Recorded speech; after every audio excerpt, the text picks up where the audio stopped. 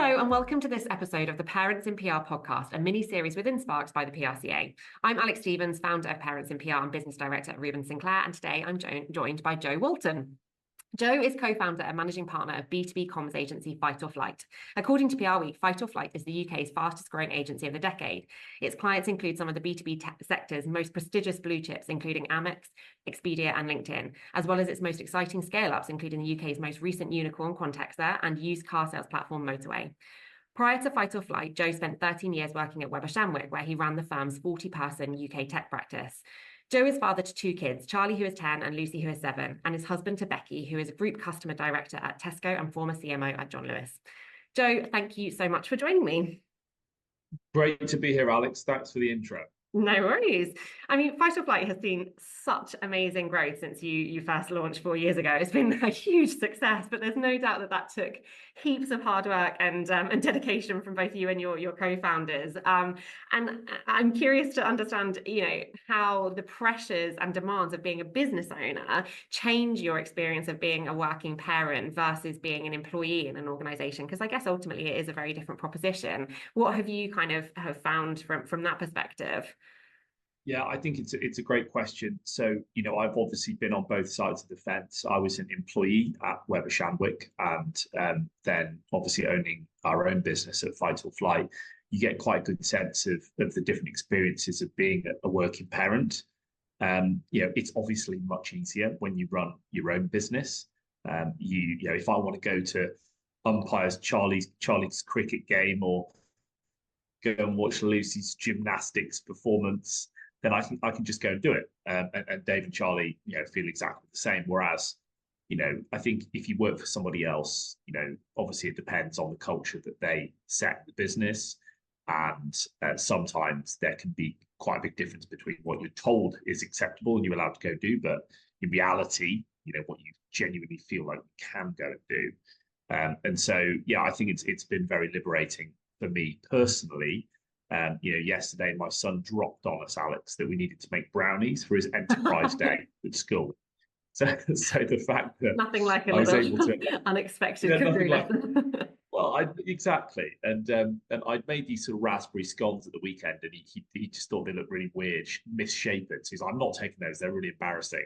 So I was able to kind of, during my lunch break, make some brownies for him, which sort of saved the day. My wife was very impressed, and yeah, excellent multitasking.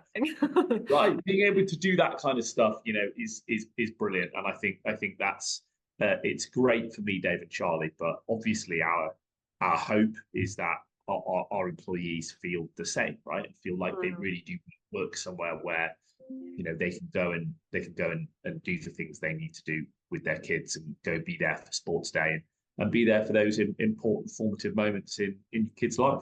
Yeah, absolutely.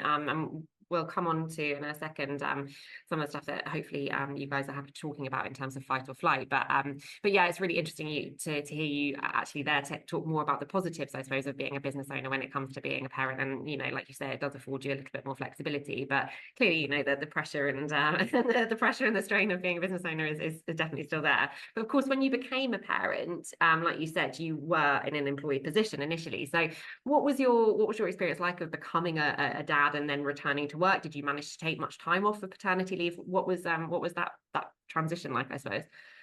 Yeah, so I was a parent relatively young, I would say, compared to the rest of my peer group, and certainly compared to my Weber Shandwick colleagues at the time. So I was 28 when I had Charlie, and I think I was an associate director at that point. And so I was very operationally involved in day-to-day running of clients. A lot of pressure, a lot of heavy deadlines, lots of things coming into you to review at different times of the day. And it was really tough because obviously, I needed to be out of the door by 5:30. And Alex, I don't mind admitting I was not somebody who's particularly efficient in my early 20s getting through Who work. is? Right. I much prefer good 2 or 3 cups of tea and work till 6:30 or 7 than kind of try and smash through everything and be out the door by 5:30. So that was definitely an adjustment for me. And because I had those kind of big roles, yes, there was an enormous amount of pressure, and it was at times it was very, very difficult. When I took over the leadership of the practice, however, I was able to make some changes that I think made a big difference. And one of them was I introduced a working from anywhere policy, and this was before COVID, right? This was we kind of moved the team on Slack, and I'm quite an extreme person. I like to test things in a really extreme way. And I was like, you can work from anywhere whenever you want, and Go the whole hog. yeah, right. The rest of my colleagues on the management team thought this was absolutely terrifying, and they were like, "Well," I remember one lady saying to me, "How what if you don't trust people to work? What if you don't trust a member of the team to actually work?" And I was like, "Well, if you've got people in your team that you wouldn't trust to work anywhere, then you should fire them because frankly, that goes to a deeper issue with that individual. I trust every single person in fight or flight to work remotely. And I trusted everybody in that technology practice back at Weber to work remotely. And of course, it makes such a huge difference. And I think this is one of my biggest sort of learnings over my career when it comes to parents and PR is actually it's not all about the parents, right? It's about making flexible working work for everybody in the team. And if you win that flexible battle more broadly with your organization, then you create an environment where people do feel they can, come in a bit late because they were training for Tough Mudder, or people feel like they can take an hour and a half off at lunchtime because one of the guys in our team's super passionate about fashion. There's just been a fashion drop at his favorite fashion label, and he's got to run down Oxford Street to get. We want to create an organization where people think about time in a dynamic way, where people feel like they can be at home, work from home. And if you create that type of organization, you remove the stigma for parents because everybody's doing it, Absolutely. And you think that is a big thing for us is trying to create an environment where you might need to get back to the dog, right? Yeah. That's just as viable, that's just as acceptable, that's just as important as somebody getting home for their kids. And in turn, that makes a parent feel less guilty. So I think that's very important. Yeah, I think that's a really good point. And actually, then it helps sort of break down the kind of potential animosity, I guess, that there might be if somebody, whatever their kind of reason is if they're being afforded more flexibility than another sort of another person in your organization, then there is clearly going to be sort of a bit of a why them versus me situation. So I think you're absolutely right. The culture generally needs to be the same across the board. It's right, and I think if you've been a parent, you understand that walking out the door at 5:30 to go sort of clean up nappies or cook a meal that your children are not going to enjoy and they're going to complain about is not the most fun thing in the world. But when you don't have kids yet, or you don't want to have kids, I think this idea that someone else is going to walk out 5:30 before the job's done is quite difficult to square away. And we actually did a listening session at Fight or Flight last year. It was around diversity, equity, and inclusion. And one of the issues we talked about, the things we focused on, was working parents. And one of the stories that came out of it, probably the most common comment that came out of the session with working parents was, "I just feel guilty about leaving everyone else in the lurch." That is my biggest thing. I feel guilty, right? It actually wasn't that people felt like they couldn't leave. They knew they could leave. Sure. They just felt bad about it. Yeah. And that feeling bad, makes you feel rubbish. It makes you feel like you're not being a good colleague, you're not being there for your team members. And so a lot of our work has been trying to solve that problem rather than make people feel like they can actually walk out the door because they know they can. Yeah. That's a really interesting point, and it is, how do you make people feel less guilty about that? Is it just about kind of opening the channels for conversation and allowing the dialogue to happen so that people understand people's individual circumstances? What have you kind of done in that space? Yeah, I think so. That's some of it. So we talk a lot. So we have these. You're gonna love this. This is proper agency bullshit, Alex. You're gonna love this. We've got this thing called the FOP Files, which is like a rip-off of Desert Island Discs. You remember that show? I love that, yeah. Yeah, so we do these FOP files, and it stemmed out of all this work we've been doing around DEI because, what we found was that when you spent time with somebody and learnt about their life and what they were juggling, whether that was, I'm sure Zoya would mind me mentioning her who, grew up or her early life was in Pakistan. She landed in Slough in England, couldn't speak a word of English. You know, Wow. you grow up in that environment, you go to school without being able to speak English, right the way through to, you know, Tally or Gemma in our team who've got to literally leg it back on a Friday night to pick the kids up from school and cook, you know, in Tally's case, you know, cook an entire Friday night meal for a whole family who are coming round, you know, that when you actually hear people talking about their life and their where they've come from, the challenges that they face, what their day-to-day life looks like, their kids, challenges their kids might have, interspersed, of course, with some quite dodgy music in between. It's a really good leveler in terms of just getting people Oh to yeah. understand how people think and feel. You know, the other thing I think role modeling is super important, right? You know, it's the old Peter Drucker quote, isn't it? Culture eats strategy for breakfast. You know, Yeah. you can have all the policies, all the initiatives, all the LinkedIn posts you like, but if the founders are in that office till 8 p.m. every night, if senior management raises its eyebrows when someone leaves at 5:30, Yeah. you know, it doesn't work. And so Everything. myself, Dave, and Charlie are very, very focused on, you know, my wife has a very big job, as you said in the intro. You know, she's a superstar marketer. I'm very much, you know, Mr. Brock. That's kind of my life. But she often stay over in you know, near Tesco on a Tuesday night because she needs to, you know, be in the office. And so I've got to get back. I've got to pick the kids up. I've got to relieve them from the nanny. And so I'll often walk out at 4:30. Dave, Charlie, exactly the same. You know, Dave, you had to leave one of the offsites early because he was juggling his kids, and I think that shows to people like it's absolutely fine. You know, founders just walk down the door at 4:30. It's absolutely fine for me to walk out at 5:30 or 4:30 to go get my kids. But it's also fine for me to come in a bit late because you know, I was, you know, I had a big workout this morning that I wanted to do in preparation for something, or I wanted to go do yoga or whatever it might be. Yeah, absolutely. I think, as you say, the role modeling thing is super important, and the culture piece absolutely has to underpin any kind of policy, because otherwise it is totally pointless. And I suppose, you know, it's easier said than done in kind of bigger agencies or places where there are other people to look to, I suppose, when it comes to those role models, particularly, I suppose, if you're a working parent and you don't have any other working parents in your organization, that's where it becomes a little bit tricky. But I suppose, to your point, it's about making a culture where, for whatever reason, if you need to leave early, or it's not about why you're doing it, it's just about having the acceptance that everyone has their own reasons to do it, and just making that acceptable across the board.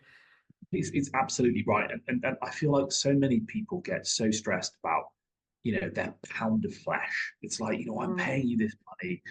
You know, are you working hard enough? Are you doing your job? Are you delivering your deliverables? And it's easy to understand why you fall into that trap, right? Because, you know, particularly if it's your own business, you're like, well, I'm spending the agency's money on paying you a salary to deliver for this business.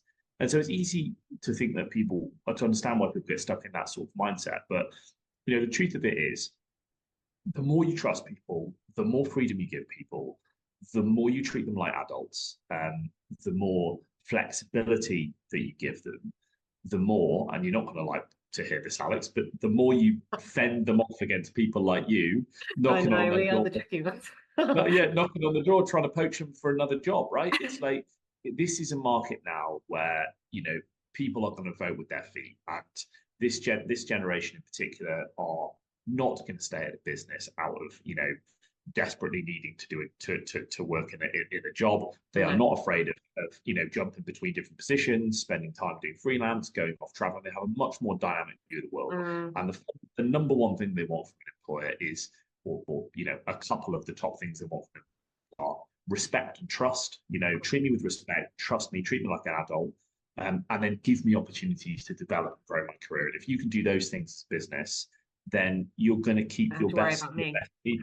yeah. Are you going to keep Alex from the door, right? But this is a very, you know, it's so easy to get stuck in the mindset of I know, you know, I need to make sure I'm getting my pound of flesh out of everybody versus actually I want to create an environment. If people feel relaxed, you know, we hired somebody recently, you know, who came from another agency, and she just couldn't. She was like, yeah, you know, we'll stay till 7, and I'll be in the office early. I was like, you don't need to. She's like, I said, oh, you could be in for 2 days out of 5, and she's like, no, I'll be in for 5. I was like, but you don't need to. And then slowly she kind of weaned herself off that mentality of, That culture oh, they shift must be actually quite hard to right. change. Yeah.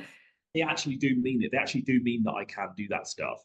And I feel like, look, I don't want to blow our own horn here, but we are the fastest growing agency in any sector this decade, right? So it's working for us. Yeah. It's working for us. It's not like we're sliding off. It's not like we're not doing award-winning work. It's not like we're not winning clients, retaining clients, etc. I think also, COVID has really changed the game in terms Yeah, of of course. technology and ways of working, and clients being a lot happier with agencies not being in the office and spending time together. All that stuff's been an absolute blessing. Yeah, absolutely. No, it's true, and like you say, you're proving your evidence that it works, and people have voted with their feet to come to you, which is Yeah. amazing. I wanted to pick up on something that you were speaking about earlier about, I guess, being able to be quite vocal about your role as a working dad, and like you said, your wife has a great job, and you have to pick up a big role within your home life as a parent, but often that's not something that dads feel comfortable doing. I think research has shown that that's actually something that some people find really tricky to do in their own organizations. And it brings me on to the point about there are different challenges, I suppose, that working dads sometimes face versus working mums, and in order to kind of balance equality both at home and at work, we've got to make sure that we're recognizing the challenges for both parties, I suppose. So how can employers sort of help support specifically working dads versus working mums? Obviously, equally challenging positions for both. But yeah, just from your experience of being a working dad, what do you think is a good way for employers to kind of go about that? Yeah, I think it's a really interesting question, isn't it? And I think, maybe before I answer the question directly, I think a couple of related points. And the first is like, I have to say, I still do think my own personal experience is that, my wife had to sacrifice an enormous amount for us to have. She put her life on hold and her career on hold, which was extremely impressive, a meteoric career. And so I by comparison, I made much smaller sacrifices than she did. But that's not the case. Increasingly, that's not the case everywhere. And I think one of the brilliant things, I think in the 80s and 90s, guys just were not the ones who were off doing the childcare, and now I go pick the kids up from school at sort of 3:30 on a Monday or whatever, and I reckon half the playground is dads and half the playground is mums. Like there's been a real positive shift, right? Because it is so much more common that women are the breadwinner, right? It's like that's become so much more normal in society and friendship groups. It's totally normal for a woman to be out front and a guy to be the one who's maybe picking up more of the slack with the family. So I do think there's a lot of positives in society and a lot of just societal trends that are really just helping to fix this problem naturally. That being said, I do again, it is obviously difficult when you're a dad and you are probably the beginning of me having a kid. There was a bit of eyebrows raised of not going out and taking clients out to pubs and things like that, being home, taking the kids by an expectation that you might be out schmoozing, boozing, and that sort of stuff, meeting journalists, meeting prospects, maybe slightly more eyebrows raised. But I don't feel that I think I probably was at that point where I was luckily in the beginning of this shift towards it being really quite normal and quite encouraged that guys will pick up more of the slack. I think the SPL stuff, which we offer here, is great. I think a trend towards enhanced paternity leave, we've increased ours to 4 weeks, is great because it gives guys more. I mean, that as well as I do, Alex, right? That kind of initial first few weeks when you come back to the hospital with your new baby, and you're like, it's so hard. And we actually, funny enough, we had Gemma who's on maternity leave at the moment. And she actually came in about 3 or 4 hours ago, brought her new little boy into the office. And, her husband Phil's taken SPL. She's been able to take advantage of the enhanced maternity team scheme and stuff like that. But there's definitely a positive trend towards that stuff, giving dads the opportunity to be there. Phil was able to be with her for, I think it was 8 weeks, when she came out of hospital. That's so great. I mean, I joke, and I promise it is a joke. I joke that the sweetest sound I ever heard was the sound of the front door shutting behind me after paternity leave, so I could go back to the office. because it was so hard. But I got 1 week off, and I had to take the second week as holiday. Oh, So wow. and even that, like, at the time, that kind of was okay. Yeah, But that's now, standard, yeah. people sort of, I would say that's certainly below par. So Mm, yeah, I don't think I totally answered your question, but I think things are moving in the right direction. yeah, I think things like SPL and potentially leave are really important. absolutely. But I'm loving how much that stigma is changing, and I really Yeah. wish, honestly, there are times you stand at the school gates and go, "How cool is this? How cool is this Yeah, that it's there are so amazing.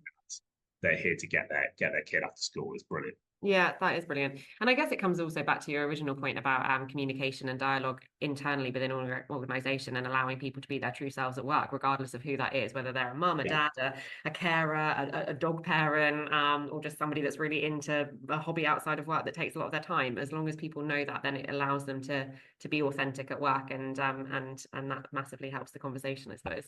I know this podcast is about working parents, but I also think that there are people that can't have kids as well. Yeah. And, you know, what if they want to have, they do all have dreams and things they want to do and Of stuff like course. that. And so for me, I do think, like, it is tough being a working parent, um, but it's also tough sometimes working in a team with a working parent when you yourself either can't have kids or have chosen not to have kids, or don't have kids yet, and Hmm. you're having to surround that. So Yeah, part of the problem is trying to solve both sides of that problem, of course. because it helps everybody. Yeah, absolutely. No, that makes a lot of sense. Finally, and just really quickly, because we are running out of time, but I just wondered if you had any tips, because juggling, a busy life inside and outside of work is always tricky. So any kind of tips on setting boundaries between work and personal life? Because I'm guessing that even as a business owner, even more so, that's really hard when your kind of work is your baby as well. Yeah, it's such a good question, and I don't know if this is good advice or not, but it is advice I give. So I will give it. So I'll give it with caveats. Like, I think look, you have got to have your non-negotiables, of course, right? I drop my kids off at breakfast club every morning. I've done that for 10 years. That's a non-negotiable for Yeah. me. I do think the problem with boundary setting in general is that it's quite a restrictive way of thinking about life, right? You can say to yourself, I won't work after 5:30, I won't check my emails before bed. But in PR, like, sometimes that's just not realistic, right? You wind Mm, up beating yourself up, guilt tripping yourself. Oh, mm, I've done this, so I'm not giving the adequate amount of time to myself and my family. And about 2 years ago, I was personally in quite a negative cycle, right? The agency was absolutely thriving. We were growing so fast. I was getting up at 4 a.m. probably Monday, Tuesday, Wednesday, finishing late. We were winning tons of new exciting clients. We were hiring like crazy.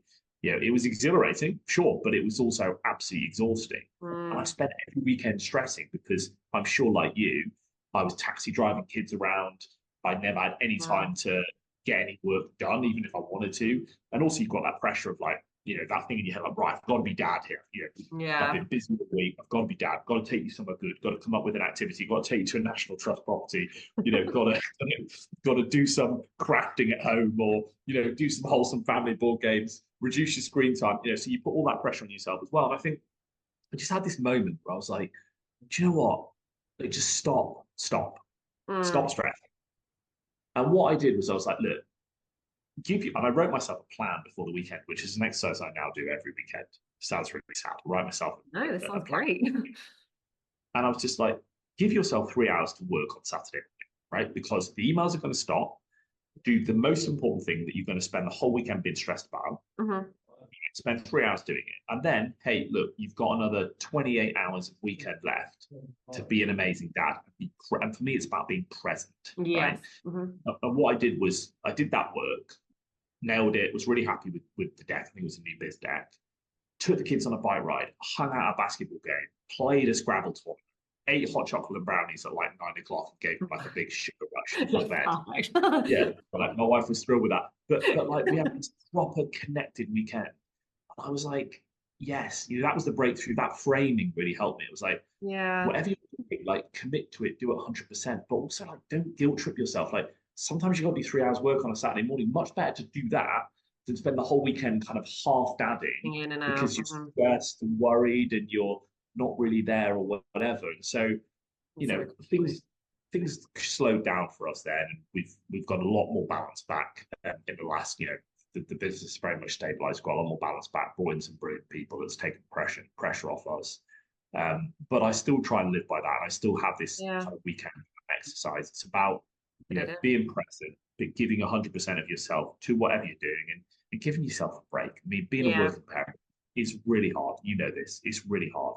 Give yourself a break. Yeah, be kind to yourself. I think that's Yeah. super valuable advice. And one thing that we can all do a little bit more of is we don't need any more parent guilt. There's enough No, of that. So anything we can do to alleviate that is sound advice, I think. So no, thank you 100%. so much. Thank you for speaking to me. Hopefully you've been able to be that role model person to somebody that perhaps doesn't have that and provide that little bit of inspiration today. So yeah, really appreciate it, and super interesting to talk to you. Thank you.